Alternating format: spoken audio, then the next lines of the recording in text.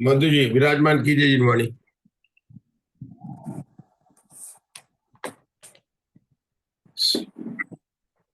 स्याद्वादिने षट द्रव्य गुण पर्याय और प्रमाणिका जड़ कर्म चेतन बंध का और कर्म के अवसान का कह कर स्वरूप यथार्थ जग का जो किया उपकार है उसके लिए जिनवाणी मातु वंदना शत बार।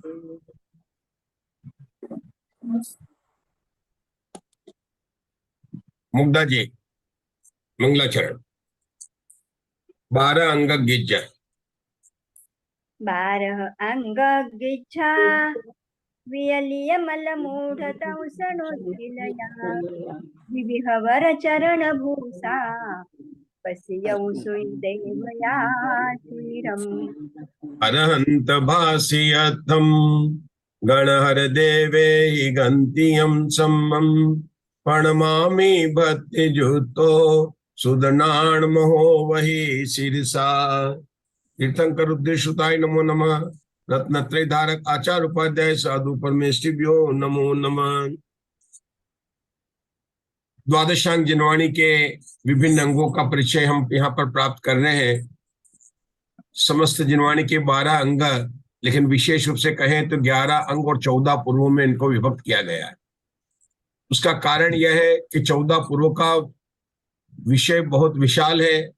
अगर पद संख्या की अपेक्षा से देखें तो सारी जिनवाणी अगर 112 करोड़ 83,58,005 पद है कस्तूरी जी, तो 14 पूर्वों का प्रमाण कितना है? 95 करोड़ से भी अधिक है। मतलब 95 करोड़ 50 लाख 5 पद है। इन 14 पूर्वों के नाम ममता जी बोल रहे हैं, बोलिए। उत्पाद, अग्रायणी, बोलिए ममता जी। उत्पाद, अग्रायणी, वीर्यानुवाद। उत्पाद, अग्रायणी, वीर्यानुवाद, अस्ति नास्ति प्रवाद, ज्ञान प्रवाद, सत्य प्रवाद, सत्य प्रवाद, आत्मप्रवाद, आत्मप्रवाद, कर्म प्रवाद, कर्म प्रवाद, प्रत्याख्यान, विद्यानुवाद, कल्याणवाद, कल्याणवाद, प्राणवाद, क्रिया विशाल, त्रिलोक बिंदुसार। क्या कहते हैं कसून को? 14 पूर्व अपना कौन सा चल रहा है? आत्म प्रवाद का। देखो, प्रवाद मतलब कथन कहना। इसके पहले कौन सा था? सत्य प्रवाद था। 7वें पूर्व का नाम है आत्म प्रवाद। ये आत्म प्रवाद और आगे का आने वाला 11वें नंबर का शायद कल्याणवाद पूर्व। कल्याणवाद जो है, इन दोनों पूर्वों की संख्या, पदों की संख्या 26 करोड़ है मेरे ख्याल से। क्या है? प्रत्याख्यानम, हाँ, विद्यानुवाद, कल्याणवाद, बहुत बड़ी 11 नंबर का ही है। 11 नंबर का जो है वो कल्याणवाद पूर्व है और उसकी संख्या भी 26 करोड़ है। मतलब इन दो पूर्वों की उषा जी एकरा 52 करोड़ है सबसे ज्यादा। कौन सा? एक आत्म प्रवाद जिसका अपना चर्चा चल रहा 7वें नंबर का, और 11वें नंबर का कल्याणवाद। देखो, आत्म प्रवाद में सारी बातें आत्मा को लेकर है। देखो, नाम ही उसका आत्म प्रवाद है। और मैं विषय देख रहा था कि द्रव्य संग्रह का जो पहला अध्याय है ना, ये जिसको 9 भागों में बांटा उन्होंने, ये इसी से निकला है। सारे बोल जो हम यहाँ पढ़ रहे हैं उसी को आधार बनाकर उन्होंने वहां पर वर्णन किया है। देखिए, पढ़ना प्रारंभ करते हैं। पढ़ना प्रारंभ करिए यहाँ से। अशोका जी बोलो। आत्म प्रवाद, आत्मा का है प्रवाद। पढ़िए अशोका जी। आत्मा, हाँ जी। 7वां नंबर। आत्मा का है प्रवाद अर्थात प्ररूपण। इसमें ऐसा आत्म प्रवाद नामक 7वां पूर्व है। इसमें गाता जीवो कत्ता ये वेत्ता ये पाणी भोक्ता ये पुग्गलो वेदे विनु स्वयंभू सत्ता जंतु ये माणी ये माई जोगी ये संकुड़ो असंकुड़ो ये खेतनु अंतर पातहे ये। जरा मुग्धा जी इसको बोलना। एक मिनट, मुग्धा जी इसको गाथा को पढ़ेगी। जीवो कत्ताय वेत्ता। पढ़िए।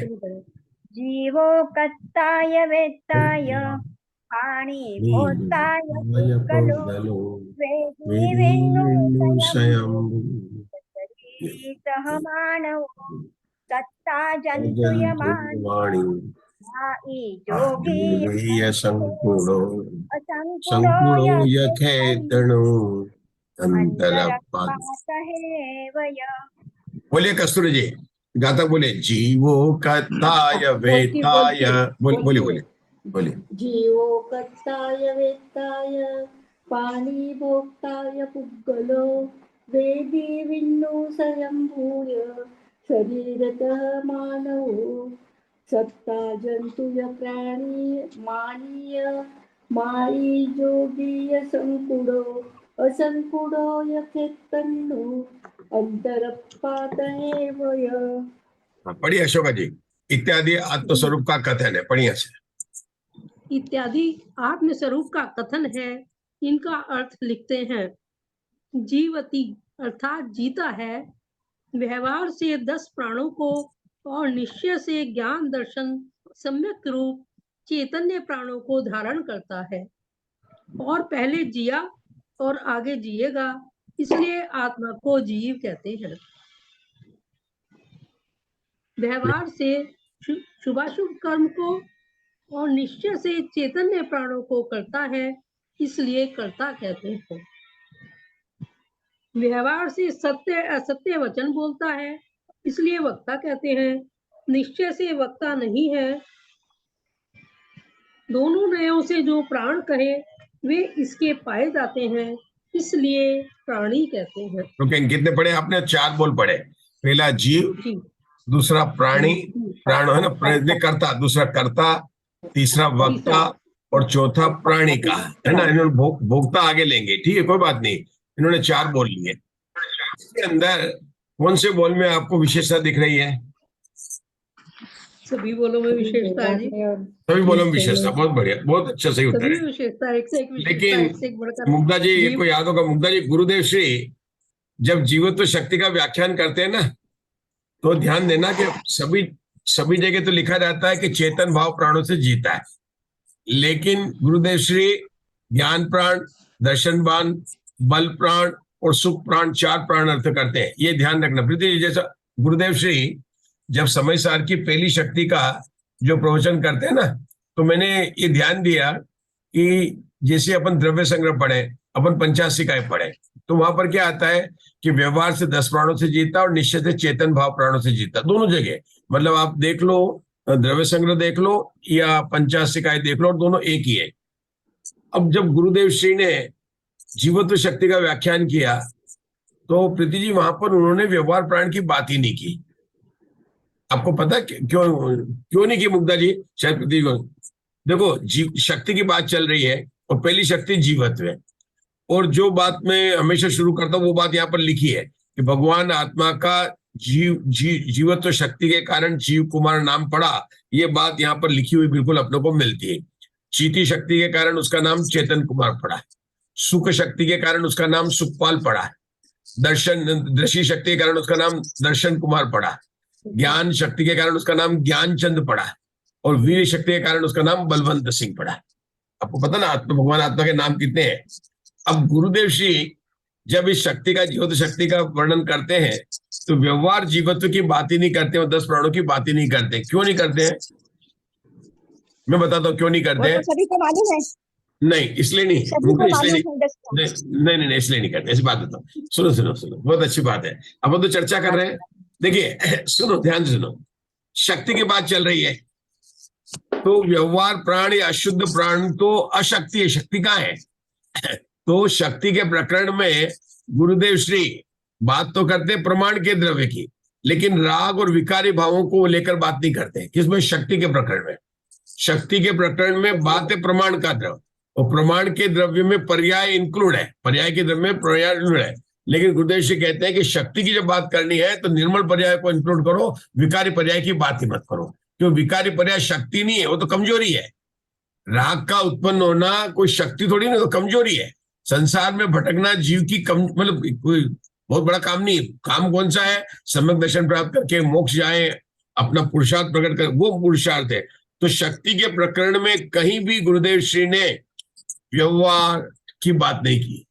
उन्होंने केवल प्रमाण का द्रव्य, और वो कैसा द्रव्य, द्रव्य गुण और निर्मल पर्यायों को लेकर बात की।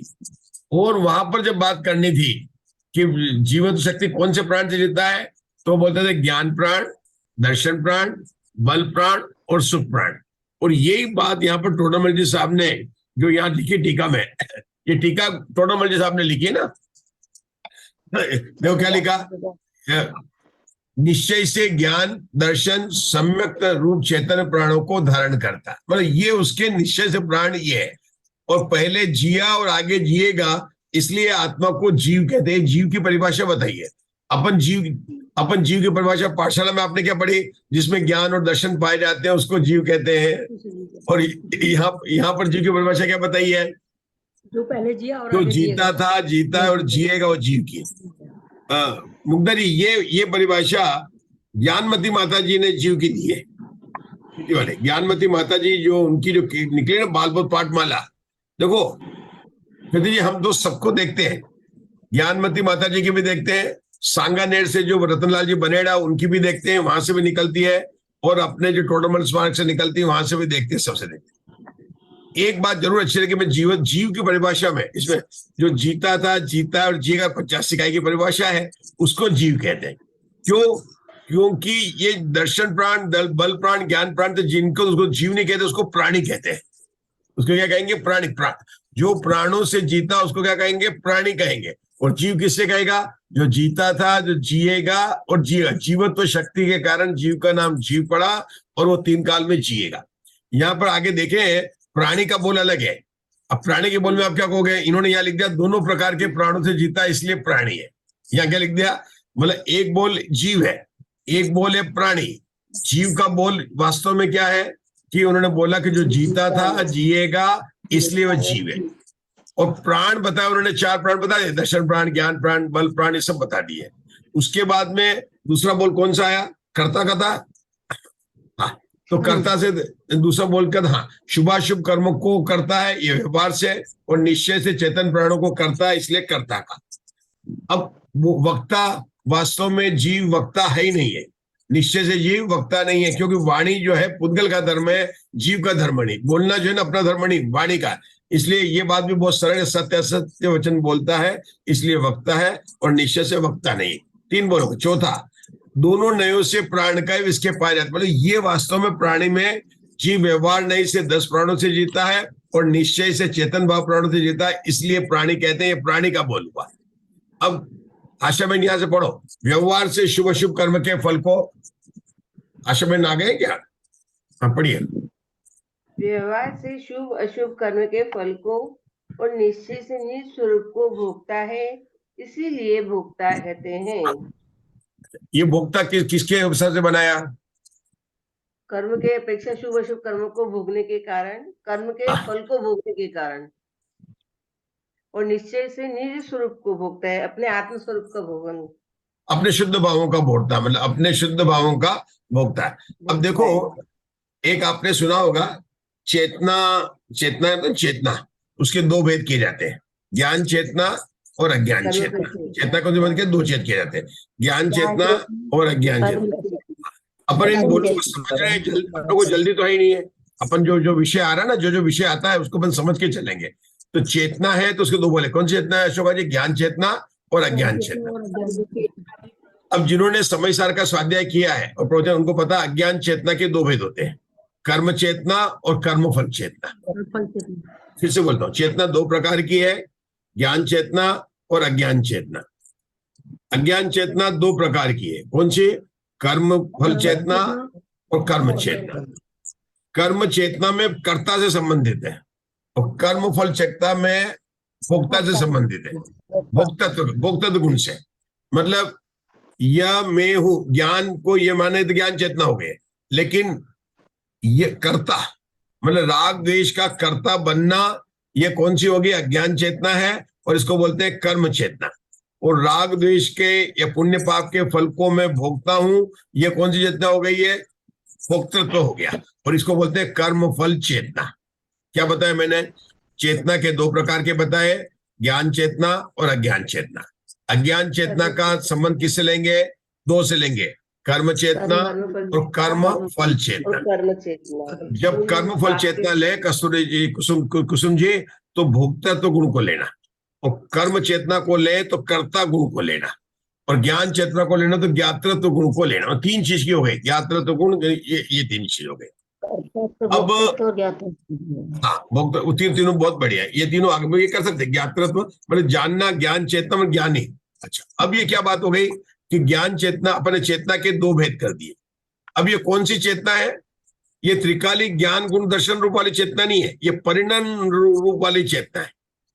ये जो है ना, एक होती है चेतना के ज्ञान दर्शन भेद करते हैं, तो एक तो त्रिकाली ज्ञान और दर्शन गुण वो मेरी आत्मा में हमेशा, वो चेतना तो हमेशा ही है, लेकिन चेतना का उपयोग में परिणमन होना, उस चेतना के दो भेद किए, ज्ञान रूप चेतना और अज्ञान रूप चेतना। ठीक है ना? अब जो ज्ञानी है उसके ज्ञान चेतना होती है, और अज्ञानी के क्या हो गई कि अज्ञान चेतना होती है। उस अज्ञान चेतना के दो भेद है, कर्म चेतना और कर्म फल चेतना। रिपीट कीजिए, जय श्री श्राव, जय श्री श्राव, रिपीट कीजिए, चेतना के भेद कीजिए।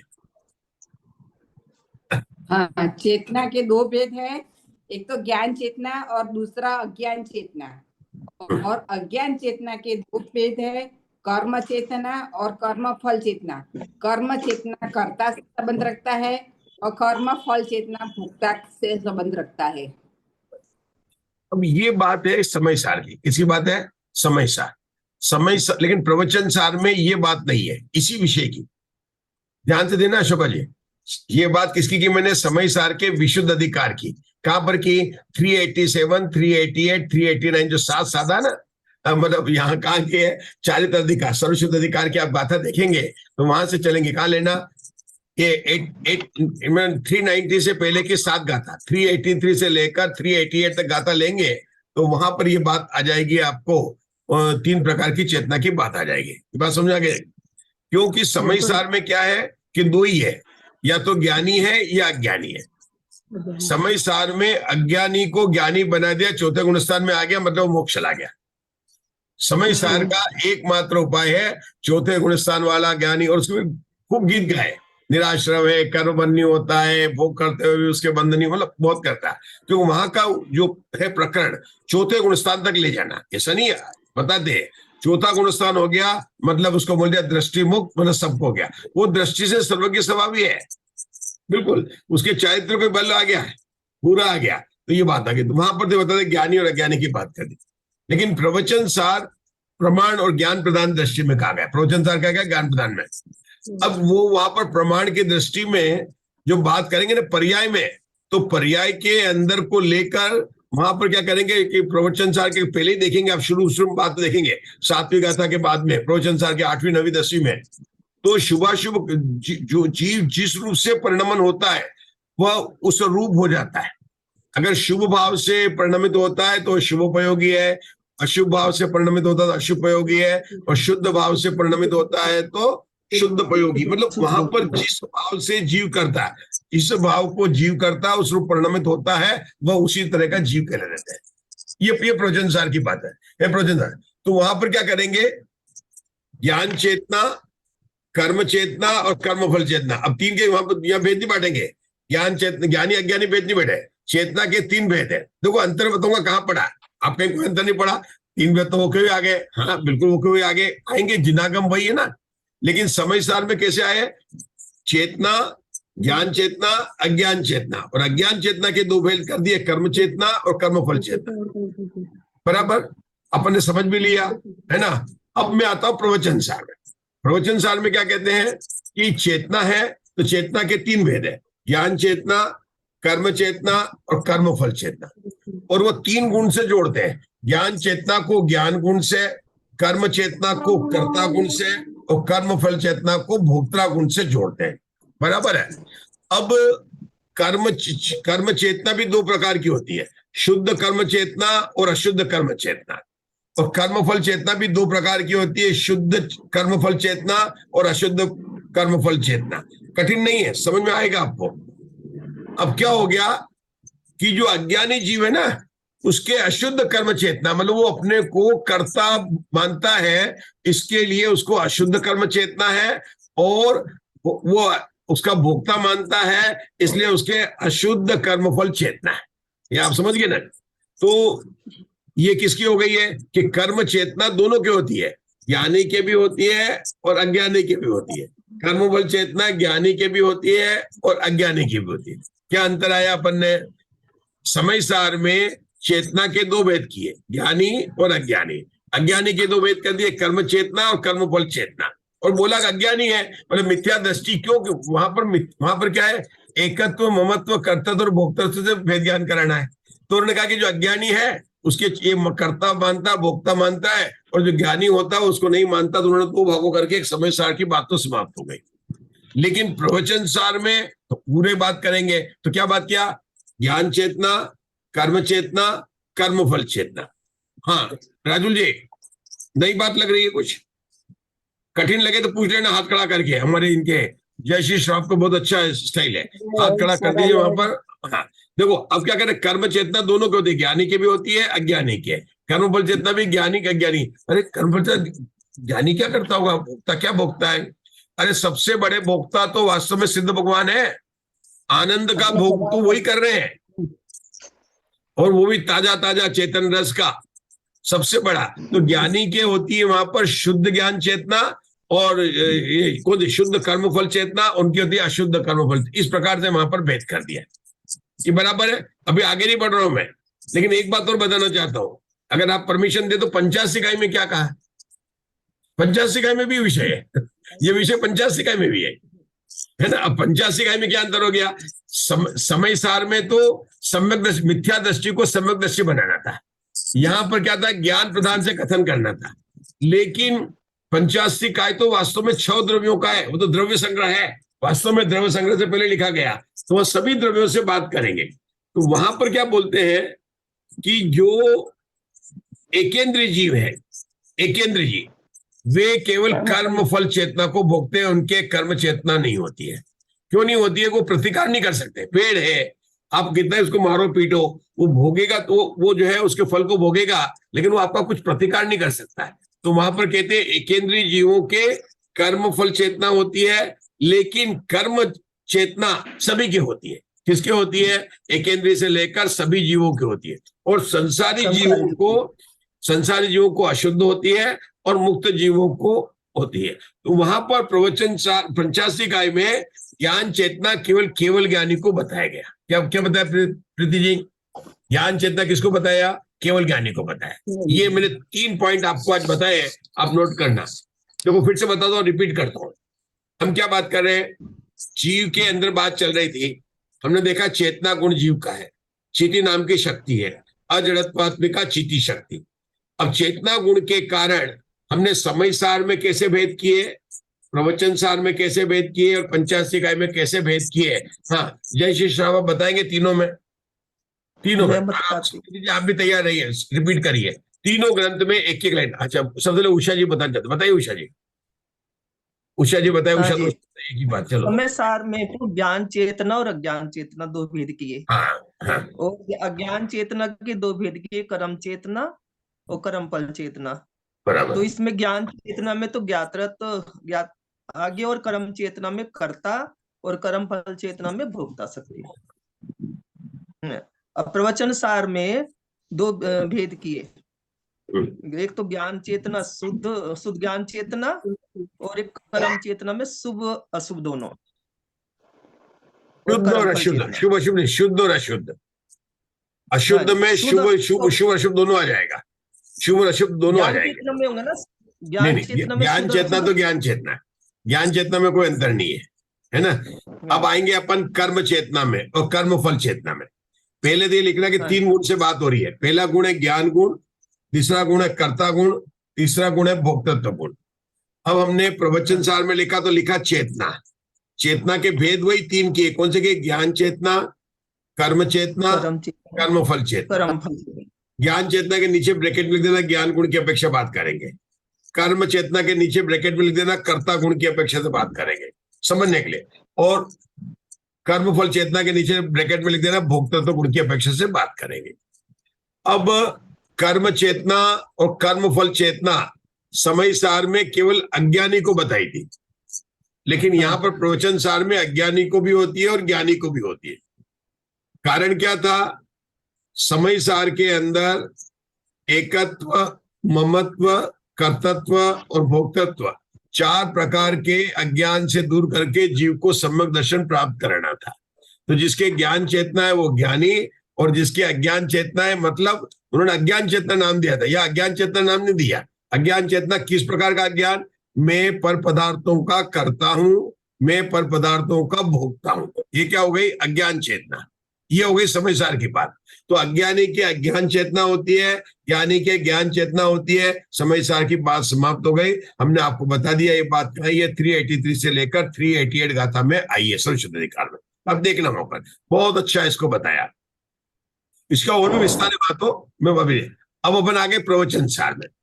प्रवचन सार में चेतना के भेद के नाम रखे, लेकिन ज्ञानी अज्ञानी, ज्ञान चेतना से भेद नहीं किया। उन्होंने क्या किया? चेतना 3 प्रकार की होती है, ज्ञान चेतना, कर्म चेतना और कर्मफल चेतना। ठीक है, तो अंतर बदल गया। समय सार में कैसे आए थे? चेतना 2 प्रकार की होती है, ज्ञान चेतना, अज्ञान चेतना। और अज्ञान चेतना के 2 भेद कहते हैं, कर्मफल चेतना और कर्म चेतना। लेकिन प्रवचन सार में ज्ञानी अज्ञानी भेद नहीं किया। क्या किया उन्होंने? सीधा चेतना 3 प्रकार की होती है, ज्ञान चेतना, कर्म चेतना, कर्मफल चेतना। नाम में कोई अंतर नहीं है। अब प्रवचन सार में कहते हैं जो कर्मफल चेतना है वो ज्ञानी के भी होती है, अज्ञानी के भी होती है। तो कर्म चेतना और ज्ञानी के भी होती है, अज्ञानी के भी होती है। तो ज्ञानी के कौन सी हो गई? तो कहेंगे कि जो शुद्ध कर्म चेतना है वह ज्ञानी की होती है, अशुद्ध कर्म चेतना वो अज्ञानी की होती है। कर्मफल चेतना, ज्ञानी के शुद्ध कर्मफल चेतना होती है और अज्ञानी के अशुद्ध कर्मफल चेतना होती है। क्या कहना वहां पर? उनको कहना क्या है कि जो ज्ञानी होता है वह शुद्ध भावों का, जो सिद्ध भगवान ज्ञानी है, सबसे बड़े ज्ञानी कौन? सिद्ध भगवान है, मतलब प्रकट अवस्था में। तो वे अपने शुद्ध भावों के कर्ता है, ये उनकी कर्मफल चेतना है।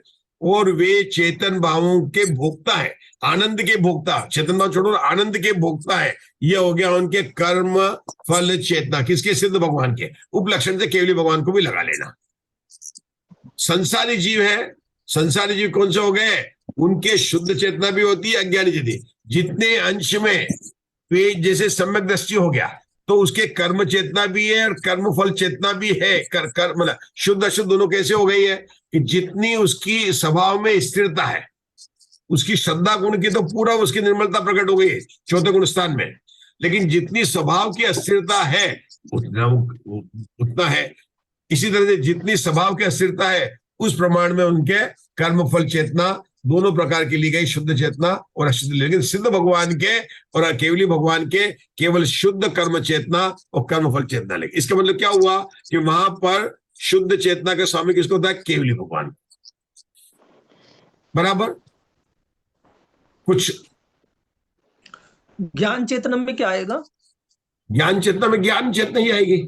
ज्ञान का ज्ञान में ज्ञायक भाव, ज्ञान का अनुभव करते हैं। 3 गुण की बात करें ना, ज्ञान गुण की अपेक्षा से उन्हीं सिद्ध भगवान के ज्ञान चेतना है, कर्ता गुण की अपेक्षा से उन्हीं सिद्ध भगवान के कर्म चेतना है, भोक्ता गुण की अपेक्षा से कर्म फल चेतना। क्योंकि गुण तो सभी रहेंगे ना, उनके सभी गुणों के प्रकट है। अपन कहेंगे ना ज्ञान दर्शन चाहे सभी गुण है, तो 3 गुण की अपेक्षा होते हैं। सिद्ध भगवान ज्ञान गुण की अपेक्षा से ज्ञान चेतना का भोग करते हैं, कर्ता गुण की अपेक्षा से कर्म चेतना का, और भोक्ता गुण की अपेक्षा से कर्म फल चेतना का। ये बिल्कुल सीधी बात हो। बस बात हो गई। कर्म ही नहीं है तो फिर कैसे बोलेंगे ये कर्ता कर्म चेतना? अरे अपने भावों का करता है ना, शुद्ध भावों का। वो कौन करता है? कोई आप जाके बनते? सिद्ध भगवान के जो आनंद की पर्याय बने किसने बनाई? खुद ने बनाई ना। कारकी 3 प्रकार की होती है। देखो षट कारक होते हैं, 3 प्रकार के होते हैं। देखो सुनो मेरी बात, 3 प्रकार के होते हैं। एक परद्रव्य के, कुमार ने घड़ा बनाया, पर पदार्थ बनाया, वो हो गया। एक अपने विकारी पर्याय के करता, और एक निश्चय अभिन्न कार की। अभिन्न कार की बात कर रहे हैं, अभिन्न कार की, भिन्न कार की। षड कारक के 2 भेद होते हैं, अभिन्न कार की और भिन्न कार की। ये है ना अपनी शक्ति, कर्तृत्व। ये 28 नंबर की भाव अभाव 33 होती है ना, भाव अभाव, भाव भाव, अभाव भाव, भाव भाव, अभाव भाव। उसके बाद में आते हैं भवन मात्र विभाव और कर्त शक्ति। कर्त और क्रिया शक्ति है, वहां पर इसी को लिया है, षटकार की को लिया है। ठीक है ना। तो यहाँ निर्मल षटकार की तो है ना, मतलब पर्याय की षटकार की अलग, पर्याय में निर्मल पर्याय की षटकार की अलग, विकारी पर्याय की षटकार की अलग, और त्रिकालिक गुण में जो अपने आत्मा में जो है उसका कारक है निश्चय। अभी उसको बोलेंगे अभिन्न षटकार की, उसको बोलेंगे अभिन्न षटकार की। और ये शक्ति कौन सी है? 40-41, 40-41 नंबर की शक्ति को अगर आप देखेंगे तो ये बात वहां पर समझा जाएगी। ठीक है ना? ये बात बता दें। एक बात और बतानी थी कि 85 काय में एक बात और आई। अब प्रवचन सर बात कर रहे हैं, अब 85 काय की बात कर रहा हूं। क्या है 85 काय में? कि जो एकेंद्रीय जीव होते हैं, त्रस, स्थावर वगैरह, इनके कर्म फल चेतना ही होती है, कर्म चेतना नहीं होती है। क्योंकि ये निकाल क्या करेंगे, क्या किसके करेंगे? पेड़ को आप काट रहे हैं, पानी को गर्म कर रहे हैं, पृथ्वी को खोद रहे हैं, ये जीव तो है, ये सर उसको भोगते हैं। मतलब अपने कर्म फल, इतनी इनकी हीन दशा है कि केवल दुखों को भोगते। कुछ देखो, एक बार पानी रखा है, चींटी अपना रास्ता पलट लेगी, लड़ थोड़ी सी सिकुड़ जाएगी। मतलब मान लो उसको गर्मी में रखा, उसको टच किया तो आपने देखा एकदम ऐसी बैठ जाएगी जैसे मर गई। फिर आप थोड़ी देर देखो तो फिर चलने लग जाएगी। वो थोड़ा प्रतिकार कर सकती है, लेकिन पेड़ कुछ नहीं कर सकता। अब कुल्हाड़ी मारे जा रहे हैं, कुछ नहीं कर सकता है। तो एकेंद्रीय जीव कौन सी चेतना को करते हैं? मुख्य रूप से। क्या लिखा? मुख्य रूप से, हाँ, मुख्य रूप से कर्मफल चेतना को एकेंद्रीय भोगते हैं, और त्रस जीव जो है दोनों भोगते हैं, कर्म चेतना और कर्मफल चेतना को भोगते हैं। अब उनमें त्रस जीव में ज्ञानी आ गए तो ज्ञान चेतना को भी भोगेंगे, अज्ञानी है तो अज्ञान चेतना को भी भोगेंगे। इसकी बात, अपनी बात कहां से आई थी? ये बात आई थी यहाँ पर, हम जीव इन गुणों पर जो बात कर रहे थे ना, यहाँ पर आई थी कि कौन सा भोगता है। तो क्या बोला मैंने? व्यवहार से शुभ अशुभ कर्म के फल को। अभी शुभ अशुभ फल को ना, तो ये कौन सी हो गई है? ये कर्म, अशुद्ध कर्म फल चेतना हो गई। कौन सी हो गई? अशुद्ध कर्म फल चेतना। और निश्चय से निज स्वरूप को भोगता है, कौन सी हो गई है? शुद्ध कर्म फल चेतना, शुद्ध कर्म फल। इसको समझाने के लिए मैंने इतनी बात को यहाँ पर लाए थे। तो इसी को समझाने के लिए कि शुभ अशुभ का कौन सी हो गई है? अशुद्ध कर्म फल चेतना और शुद्ध होगा। और जब अपन कर्ता में लेंगे तो भी वहां आ जाएगी। ये देखो ना, व्यवहार से शुभ अशुभ कर्मों का, तो ये कौन सी हो गई है? अशुद्ध कर्म चेतना। और निश्चय से चेतन प्राणों को करता है, ये कौन सा हो गई है? शुद्ध कर्म चेतना। शुद्ध चेतना, मतलब कर्ता भोक्ता के दोनों बोल यहाँ पर भी है ना, तो ये बोलों को दोनों को हमने यहाँ समझाया था। यहाँ पर कर्ता का बोल भी है और भोक्ता का बोल भी है। पहले बोल में क्या बोला? कर्ता के बोल में अपने समय बहुत हो गया। ओहो, अभी क्या करें इसको? 9 मिनट बाद ही चलेगा है? अब तो 9 मिनट बाद ही करना पड़ेगा। अभी वैसे बचे इसमें 7 मिनट बचे हैं। तो फिर देख लो, ट्राई कर लो। चलो नहीं, अपन नहीं, फिर 9 मिनट तो वैसे ही जाएंगे। तो अभी इसके बाद में जब लॉग इन करेंगे तो 9 मिनट तक आप वेट करेंगे, नहीं तो फिर अपन यहीं पर समाप्त एक सेशन कर लेंगे, जैसा भी आप बोलेंगे, है ना? इसको 7 मिनट क्या करना है बोलो। अभी अपन लॉग आउट नहीं कर रहे हैं, एक बात, उसके बाद में दूसरा सेशन करना है तो 9 मिनट के बाद में लॉग इन करेंगे, और नहीं तो बता दीजिए। करेंगे। मुझे जाना है, मुझे तो आपको कहीं जाना है। हाँ जाना आप नहीं, मैं सबकी बात कर रहा हूँ। करेंगे क्लास केवल आपके लिए नहीं होती, सबके लिए। नहीं, मैंने अपना बताया था। फिर से लॉगिन कर लेंगे। कभी कभी 9 मिनट का वेट नहीं करना पड़ता, हो जाता है कभी कभी, आप करके तुरंत कर लेते देखना। तो हो जाता है। नहीं, 9 मिनट का होगा, निश्चित होगा। 9 मिनट का वेट करना पड़ेगा आपको, है ना? चलो तो बोलिए, मुझे एक जवाब दीजिए। हाँ, लॉगिन कर लेंगे। ठीक है, करेंगे लॉगिन। लॉगिन। ओके, चलो हम इसको पढ़ते हैं आगे। चलो अभी पढ़ रहे हैं क्योंकि वो जब तक चलेगा ना। हाँ, तो हमने ये बात यहाँ पर पढ़ ली। अब प्राणी का जो बताया, इसका नाम प्राणी क्यों पड़ा? कि दोनों प्रकार के व्यवहार और निश्चय प्राण से जीता है। उसके बाद भोक्ता की बात हो गई। अब आगे की बात पढ़नी है। चलिए, मधु जी ग्वालियर पढ़िए। व्यवहार से कर्म, व्यवहार से कर्म 9 कर्म रूप पुद्गलों को पूरता है, गलाता है, इसलिए पुद्गल कहते हैं। निश्चय से आत्मा पुद्गल है नहीं।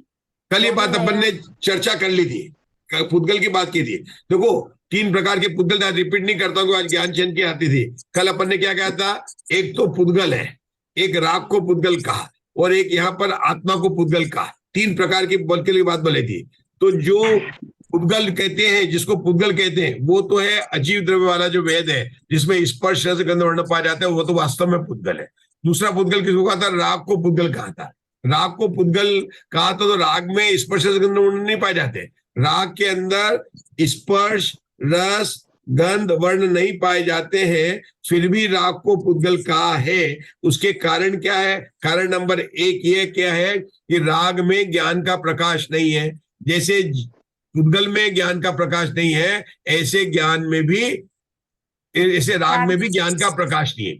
दूसरा, राग न ज्ञान का कारण है, मतलब राग में ज्ञान का प्रकाश नहीं है, लेकिन राग ज्ञान का कारण भी नहीं है, क्योंकि जिसमें जो नहीं वो दूसरे का कारण, ज्ञान का कारण कैसे हो सकता है? जिसमें ज्ञान नहीं है वो ज्ञान का कारण कैसे होता है? तो राग स्वयं में चेतन प्रकाश नहीं है, दूसरा वह ज्ञान का कारण नहीं है।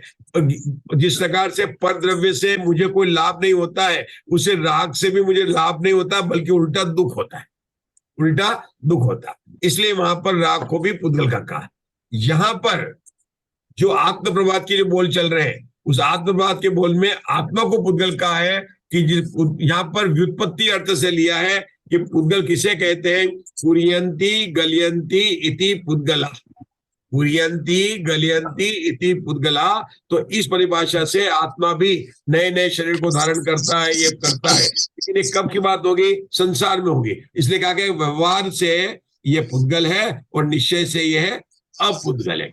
तो अपुद्गल क्यों है? कि शरीर को पुद्गल कहा है और संसार में ही शरीर है और शरीर को बनाता रहता है, 5 प्रकार के शरीर को, इसलिए इसको पुद्गल कहा गया। ये बात अपनी कल हो गई थी, अब आगे बढ़ रहे हैं। हाँ, अब इसके बाद में कौन सा आया? नेक्स्ट पढ़िए उषा दोषी। दोनों नयों से लोकालोक संबंधी पढ़िए इसको।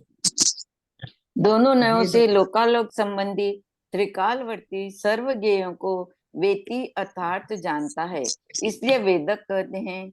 व्यवहार से नहीं, अपना एक बोले। अब यहाँ पर क्या हुआ? आत्मा को या वेदक कहा, क्या कहा यहाँ पर? वेदक। अब अपन वेद शब्द कहाँ पढ़ते हैं बताइए? एक तो वेद में आता है, स्त्री वेद, पुरुष वेद और वेद में। और वेद का शब्द कहाँ पर आता है? बोलो। वेदना में, वेदना असता वेदनी असता। हाँ, वो आगे वेद वेदन करना, करता है, अनुभव करता है, वेदन करना, का वेदन करता है। वेदन करना मतलब अनुभव करना, उसमें आ गया। मतलब 8 कर्मों का लो या 7 वेदनी कर्म, एक अर्थ तो ये हो गया। दूसरा वेद शब्द कहाँ पर आता है? 3 वेद, स्त्री वेद, नपुंसक वेद और पुरुष सम्यक दृष्टि। हाँ, वेदक समझ दृष्टि, बहुत बढ़िया। वेदक समझ, हाँ, ऐसे ही जब अच्छा लगा मुझे वेदक समझ। और बताओ, ये 4 वेद आता नहीं, आराधना पाठ में आता है, मैं 4 वेद चाहूं, वहां पर पुष्पानियों करना चढ़ना नहीं, उनको भी 4 वेद का आता है आराधना पाठ में। मैं देव अनंत चाहूं, सिद्ध चाहूं, जो पाठ है ना पुराना है, उसमें उनको भी वेद कहा गया। चारों सदा चाहूं आदि अंत से। हाँ, ये किसने बोला? बहुत बढ़िया। ये लाइन में याद करना है, ये वेद वाले कसरत, यही बात है वहां पर, ठीक है ना। अब मैं बताता हूं, यहाँ पर वेद जो है, वेद जो है विद धातु से बना है, उसके 2 अर्थ है, एक ज्ञान के रूप में और दूसरा जो है सुख दुख के वेदन करने में। जो 8 कर्मों की वेदना कहे या 7 वेदनी 7 वेदनी करे, तो वहां पर विद धातु का अर्थ किसमें लिया गया? दुख और सुख के अनुभव करने में। और यहाँ पर विद धातु का अर्थ लिया ज्ञान के अर्थ में, मैंने जानने के रूप में अर्थ किया। तो यहाँ क्या वेद के मतलब क्या है? ये ज्ञायक है और सर्व लोकालोक को जानता है, इसलिए इसको बोला। जैसे चालक चलाता है, ज्ञायक जानता है, यहाँ इसको क्या बोला? वेदक, क्योंकि वेद धातु का अर्थ उन्होंने ये किया। देखो यहाँ लिखा है इसके अंदर, अब ध्यान से पढ़ेंगे। दोनों नयों से लोकालोक संबंधी सर्व ज्ञेयों को वेती अर्थात जानता है, इसलिए वेदक कहते हैं। मतलब वेदक, वेद शास्त्र का क्या क्या? जानना। वेद शब्द का क्या अर्थ किया? जानना किया। अब उनका दोनों नयों से लोकालोक को संबंधित त्रिकालवर्ती सर्वज्ञेयों को जानता है, इसका अर्थ कौन करेगा? दोनों ने त्रिकालवर्ती सब ज्ञेयों को जानता, दोनों नयों से। 2 नए कौन से? द्रव्यार्थिक और पर्यार्थिक में। 2 नए निश्चय नहीं, व्यवहार नहीं। बोले निश्चय नहीं, व्यवहार नहीं लेते। तो इससे कैसे जानता है? मतलब कि व्यवहार नहीं, आत्मा को जानते, व्यवहार से लोकालोक को नहीं। जैसे मैंने पेन है, पेन को पेन जाना तो व्यवहार नहीं, और नहीं पेन को पेन नहीं जाना और इसको बोला ये मोबाइल है, तो इसको ये व्यवहार नहीं, झूठा है। और निश्चय नहीं मतलब क्या? कैसे लगाएंगे? दोनों नहीं का अर्थ क्या लगाएंगे? ये पेन किसी भी वस्तु को जाना, कोई भी ले लो ना आप, रिमोट को जाना, पेन को जाना, मोबाइल को जाना, पुस्तक को जाना। तो पुस्तक को पुस्तक जाना और पुस्तक को मोबाइल जाना, तो यहाँ ऐसा निश्चय